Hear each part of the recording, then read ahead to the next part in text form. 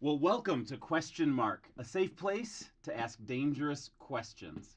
If you've got any questions about God, Bible, faith, Christianity, you can go ahead and put them in the notes below, and I'll be happy to try and get to them at some point in the future. Like and subscribe, all of those kinds of good things, as we ask the biggest question of the day, which is, how old is the earth?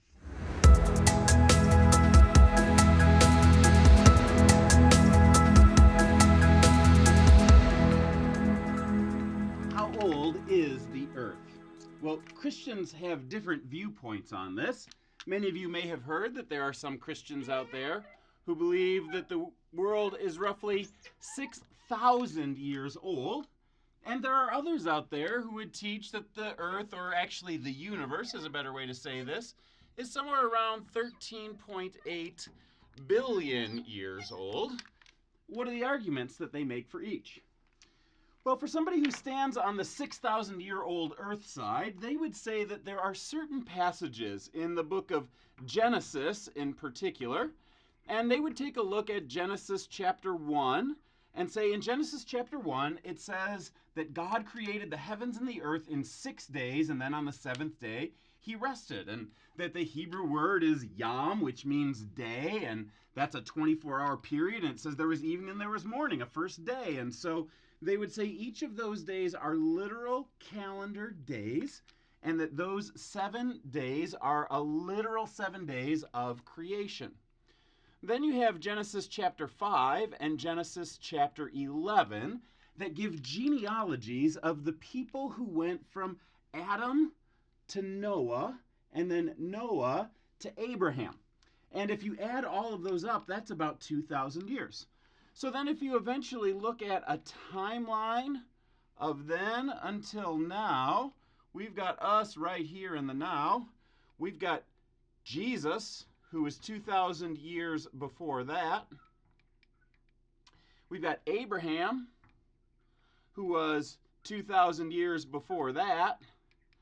And then you have 2,000 years to Adam. With a 7-day creation, that puts the earth and the universe at exactly 6,000 years.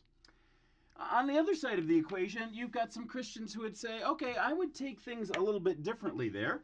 They, of course, would go back to Genesis chapter 1 as well, and they would point out that that Hebrew word yom can be interpreted as day, or it can be interpreted as an era, a period of time, and that for the Lord, a day is like 1,000 years, and 1,000 years is like a day.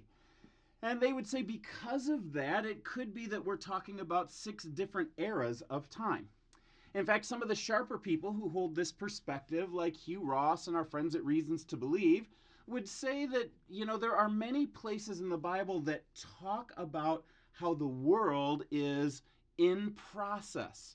They would say Genesis chapter 1 was written from the perspective of being on planet Earth, and so the idea of light breaking through the darkness was from the perspective of somebody who, when the atmosphere is clearing, that's what they would have seen for the very first time. And that the gathering of the waters and the separating of the lands is relating to Pangea. And then we have the formation of different animals that happen in a process, and that the Bible gets the process right. And you could go on, but they would say from the perspective of planet Earth, Genesis 1 describes that pretty well.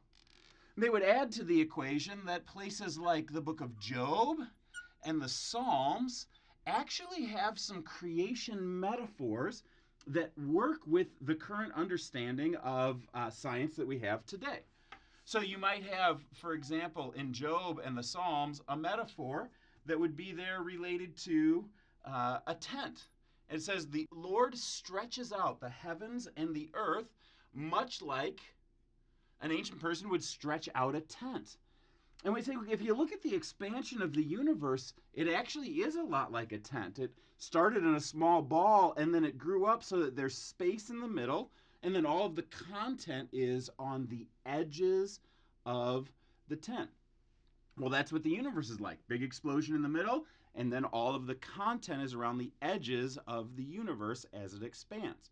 People on this side of the equation would actually say that the Bible teaches that the earth is coming from the scientific perspective that we hold today, according to the Big Bang. So people ask the question, which one of these is right? And I would say that it's entirely possible that either one could have been right from a theological perspective. In fact, I would say that God could create the earth in 6,000 years if he wanted to. God could create the earth in 13.8 billion years if he wanted to. God could do either one because he's a miracle working God. He could do whatever. He could have just invented things 30 days ago, have everybody with memories, and then that would be a possibility. In fact, most of the people who believe the young earth perspective of 6,000 years have as a part of their philosophy that God created the universe with the appearance of age.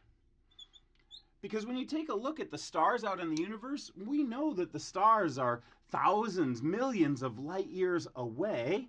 And if they're millions of light years away and the light has reached Earth, that must mean that the Earth is millions of years old. Well, the sharper young earthers that are out there are saying, you know what? That means that God created the universe with light in mid-flight. A lot like the way that he created Adam to appear to be, let's say, 16 or 18 years old. Well, he wasn't around 16 years. God just created him as an adult. They would say he created the universe as an adult. Could God do that? Absolutely.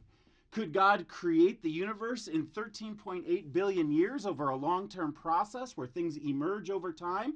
Absolutely. And I think the scientific data that we would say would support this viewpoint in a very strong way. But what does the Bible actually teach? I would argue that the Bible does not teach at all what the age of the earth is. I think that there are people who are in this category make a big mistake if they say, we believe that the age of the earth is taught according to our scientific worldview in the 21st century. I don't think that the Bible is designed to teach a 21st century scientific worldview. Here's the reason why. In Genesis chapter 1, it was written to people in the ancient Near East in 12 to 1400 BC. I mean, it was written a long time ago to people in a totally different culture with a very different scientific mindset.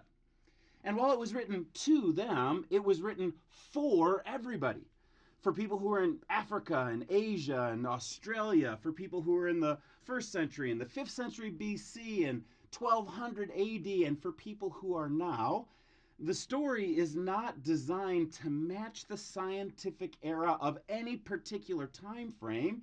It's designed to answer different questions. So if you're saying that this supports a 21st century American worldview of science, I think you're making a mistake. I also think you're making a mistake if you say that Genesis is designed to teach a 6,000-year worldview, a 6,000-year age of the earth. Why? Well, because the same reason. It's not answering the questions that we're asking. Genesis chapter 1 doesn't answer questions like, how old is the earth? How far away is the sun? How cold is the moon? Those are questions that are reserved for us to be able to discover over time, and simply was not the intent of the author. So we ask the question, what was the intent of the author of Genesis? And more importantly, what was God's intent in all of this? I'm convinced that God's intent was not scientific, but instead, God's intent was to create worldview. He's trying to answer questions that are different than the scientific questions. What questions is he asking? He's asking and answering the questions, who is God? Is the nature of history linear or cyclical? What is a human being? What were we created for? What's the meaning of life? Who's in charge around here anyway? What's the basis of morality? And how did things go wrong? These kinds of questions are answered in Genesis chapter 1 through 3 in a type of literature that is epic narrative. When we try to see the book of Genesis as a science textbook, we make a huge mistake. In fact, I'm convinced that God has two great books that he's used to communicate to humanity.